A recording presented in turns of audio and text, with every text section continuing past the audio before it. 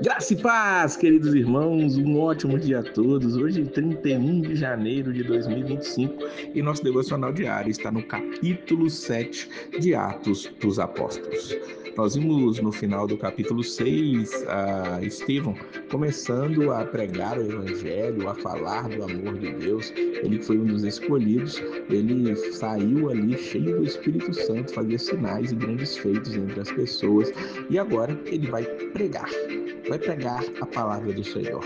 E é interessante a maneira que ele prega. Nós temos que lembrar que neste momento aqui da igreja, eles não tinham um Novo Testamento. A única coisa que eles tinham realmente era o Antigo Testamento, eram as antigas escrituras, a Torá, os livros históricos, os proféticos, os salmos, e ele vai pregar de maneira magistral. Nós vamos ver aqui a citação de todos os grandes homens de Deus do passado. Nós vamos ver ele falando no versículo 2 de Abraão, no versículo 9 ele vai falar aqui de José, antes ele vai falar acerca de Jacó, de Isaac, ele vai citar Moisés também, lá no versículo de número 20, depois ele passa por Josué no 45, por Davi, e finalmente chegando em Salomão, para falar do templo ao qual ele estava sendo acusado sobre que derrubaria, que Jesus, que a quem ele seguia, derrubaria aquele templo em apenas 3 dias o reergueria. Nós vamos ver aqui que ele começa a pregar e fala sobre Abraão primeiro. Abraão, ele diz que Deus o trouxe, né, para essa terra em que habitais agora, e não lhe deu herança, nem ainda o espaço de um pé, mas prometeu que lhe daria a posse dela e depois dele a sua descendência, não tendo ele ainda filho. Ele começa a falar do amigo de Deus, do pai da fé, Abraão, que creu naquilo que Deus disse para ele. Ele não tinha uma descendência e não tinha terras ainda, mas ali ele falou que naquele lugar onde ele estava, ali a descendência dele, que seria extremamente numerosa, pisaria ali e seria dono dali. Depois nós vamos ver acerca da geração de Isaac, versículo 8, gerou Isaac e o circuncidou ao 8º dia, e Isaac a Jacó, e Jacó aos 12 patriarcas. Ele dá um pulo aqui na história, falando acerca de Isaac, que é aquele filho da promessa de Abraão, que foi circuncidado. Os judeus levavam muito a sério essa questão da circuncisão, que é um pequeno corte circular ali no prepúcio do órgão genital masculino, e isso era extremamente importante. O judeu, ele se distinguia, era um distintivo judeu, essa questão da circuncisão, e ele cita sobre a circuncisão e que Jacó também foi circuncidado, e Jacó, ele teve os seus 12 filhos, 12 patriarcas. Os patriarcas, nós sabemos, eram os 12 filhos de Jacó: Rubem, Assé, Naftali, Simeão, Judá, o próprio José, Benjamim. E aqui nós vemos que ele passa muito rápido por isso e lembra somente que os patriarcas, eles cheios de inveja, diz o versículo 9, venderam José para o Egito. Mas há um detalhe no final do versículo: mas Deus era com ele. E nós sabemos toda a trajetória de José. José teve que passar por grandes dificuldades para ser moldado por Deus ali. Vamos lembrar que José era um jovem até um tanto quanto arrogante ali, mimado pelo seu pai, mas Deus o transformou num grande homem de Deus, porque Deus estava com ele. Ali, depois de José ter passado por todo o período de tribulação, de dificuldades que ele passou, ele se torna o segundo ali na terra do Egito, e isso faz com que Deus conserve aquele povo em vida. E isso tudo através da vida de José, que estava ali no Egito. Depois disso, nós vamos ver que no versículo 17 diz que, aproximando-se, porém, o tempo da promessa que Deus tinha feito a Abraão, o povo cresceu e se multiplicou no Egito, até que se levantou outro rei que não conhecia José. Nós estamos aqui chegando no final de Gênesis, entrando no livro de Êxodo.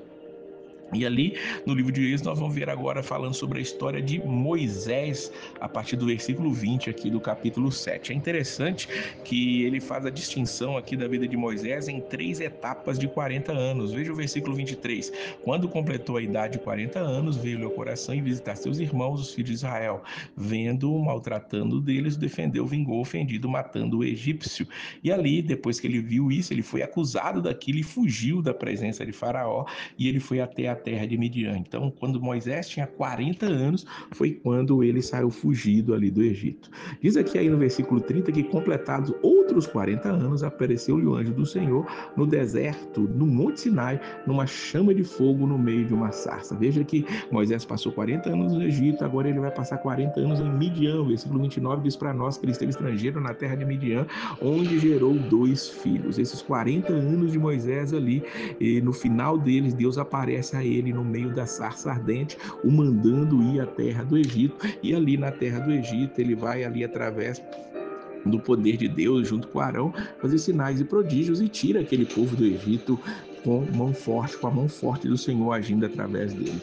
E por último, no versículo 36, conta o último ciclo dos 40 anos de vida ali da vida de Moisés. O versículo diz assim: foi este que os conduziu para fora, fazendo prodígios e sinais na terra do Egito e no Mar Vermelho e no deserto por 40 anos. Mais um período de 40 anos Moisés passa agora ali no deserto. É interessante que nós podemos aqui dividir a vida de Moisés nos primeiros 40 anos, quando ele estava no Egito, cheio da ciência, ele podia dizer ali que ele era. Então é os primeiros 40 anos do eu sou.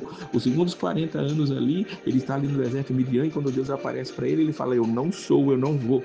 E no último momento da vida, quando ele está no deserto, ele entende que Deus é realmente. Claro que essa ideia não é minha, essa ideia é de Philip Yancey, em um dos seus livros, a Bíblia que Jesus lia. Até recomendo para que você possa fazer a leitura de um livro espetacular. E Estevão é o que mais mostra aqui esses períodos bem divididos. Depois que o povo sai ali, perambula pelo deserto 40 anos, através de Josué, eles entram na terra prometida, diz o versículo 45, entraram na posse das nações que Deus lançou para fora da presença dos nossos pais, até os dias de Davi. Davi queria construir um templo, mas Deus não permitiu. Quem construiu foi Salomão, diz o versículo 47, que edificou a casa, aquele templo que aquelas pessoas tanto ali faziam questão de estar ali idolatrando, podemos pensar até assim. Claro que o templo daquele momento não era o de Salomão, o templo já tinha sido destruído, tinha sido reconstruído e agora tinha sido reformado pelo rei Herodes. E nesse momento da pregação, Estevão agora vai confrontar aqueles homens, versículos 51 e 52, homens de dura cerviz, incircuncisos de coração e ouvido, vós sempre resistis ao Espírito Santo, assim vós sois como vossos pais, a qual dos profetas não perseguiram vossos pais, até matar os que anteriormente anunciaram a vinda do justo, do qual vós agora fostes traidores e homicidas. Veja que ele chama aqueles homens de matadores do justo. O justo aqui é o próprio Jesus Cristo. Ele os condena por resistir, terem um coração endurecido ao Espírito Santo, e eles não ligam para isso. Na verdade, agora eles vão matar a Estevão.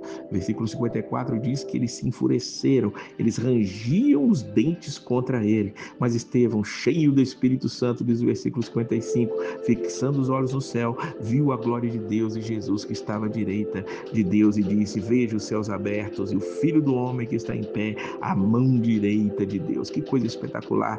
Estevão ali, mesmo sendo ali maltratado, mesmo sendo ali xingado de todas as maneiras, estava dizendo que os céus estavam abertos, estava vendo Deus. Mas aquilo não ficou só naquilo, as pessoas agora se arremeteram unânime contra ele, expulsaram da cidade, diz o versículo 58, e o apedrejavam, e as testemunhas depuseram suas capas aos pés de um jovem chamado Saulo. Aqui nós vamos ver a introdução de Saulo de Tarso, o famoso Paulo de Tarso, aqui no versículo 58, ele estava ali aceitando, segurando as roupas daqueles que estavam apedrejando a Estevão. É interessante como o capítulo termina e como nós também terminamos, mesmo com toda aquela afronta, toda aquela perseguição, todas aquelas pedradas. Nós vamos ver no versículo 60 que Estevão se põe de joelho, clama com grande voz, dizendo: Senhor, não lhes impute este pecado. E tendo dito isso, adormeceu. Que Deus possa conceder a nós a mesma alegria de Estevão. Claro que não pensamos em levar pedradas para morrermos ou de outra maneira tão trágica, o que, claro, pode acontecer com qualquer um, qualquer cristão realmente, mas o que nós precisamos ter é que em nossos últimos momentos de vida nós não coloquemos a culpa em outras pessoas, mas oremos ao Senhor para que Ele possa nos abençoar, e se alguém tiver feito nenhum mal, que Deus não impute o pecado a ninguém. Que os nossos olhos estejam nos céus, nós aprendamos com essa pregação maravilhosa de Estevão e vivamos para a glória de Deus. Que Deus abençoe o seu fim de semana e a paz do Senhor.